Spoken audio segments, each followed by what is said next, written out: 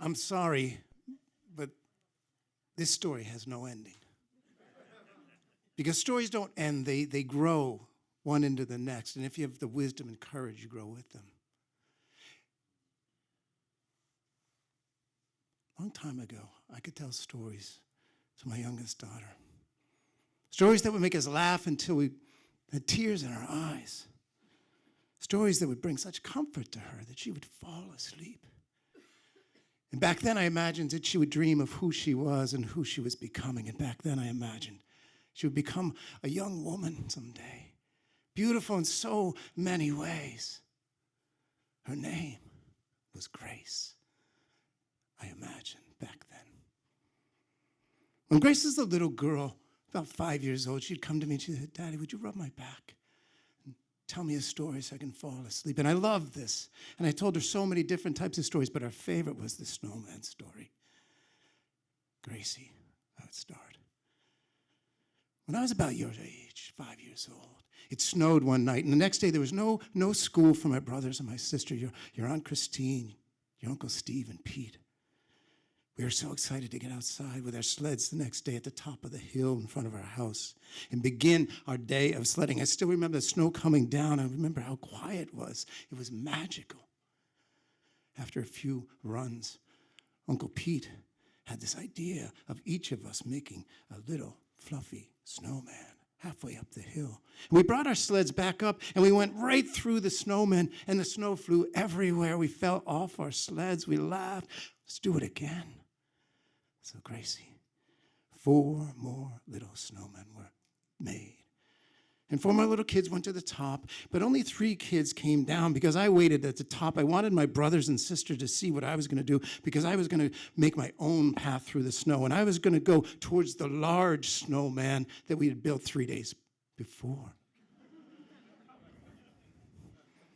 So as my sled got faster and faster, I had no idea that this snowman had turned to solid ice in the last 3 days. So Gracie, when I hit the snowman, what do you think happened? And she would laugh, and I'd hear her little voice in the darkness. She'd say, "The snowman did not move." And I'd say, "You're right, Gracie, the snowman did not move." And then she laughed harder, and she said, "And your sled did not move." And I'd say, "You're right, Gracie, my sled did not move. The only thing that moved was my body. I shot forward, my face slammed against the snowman. Gracie, I am telling you, I went face first into a snowman, and you are laughing." And I would lean against her. We would laugh so hard. I swear we had tears in our eyes. And I could hear her breath. It was getting heavier now. And I rubbed her back, and I said, "So I fell off my sled, Gracie. I was crying when my brothers brought me in to see my mom, your Grandma Fitz. And Grandma Fitz held me just like I'm holding you right now. And she kissed me just like I'm kissing you right now.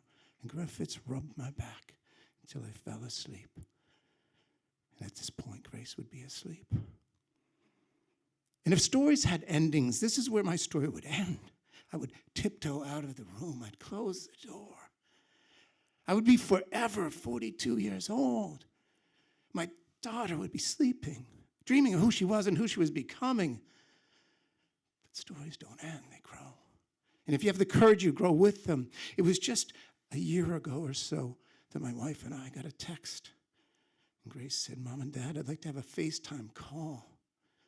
She's 22 years old now. And I remember seeing her face, and she said, "Mom and Dad, you need to know. I felt something for my whole life, but now I know I am not a girl." And then she said, "And Mom and Dad, I don't want my name to be Grace anymore." I still remember a tear running down her face, holding on her jawline, gathering right there, as if gathering the confidence to let go, to set itself free. My wife and I held our youngest child, our son, for the first time, with our eyes, with our love. So I'm sorry, the story doesn't end. It grows. And I hope to have the courage to grow with it. What started as a story of a young girl named Grace has grown into a story of a young man named Grayson. with the courage to make his own way through the snow, but more importantly, make his own way through life. And the story of a 42-year-old father holding his child has grown into a story of a 61-year-old father, still holding his child, still telling their stories, still laughing together until they both have tears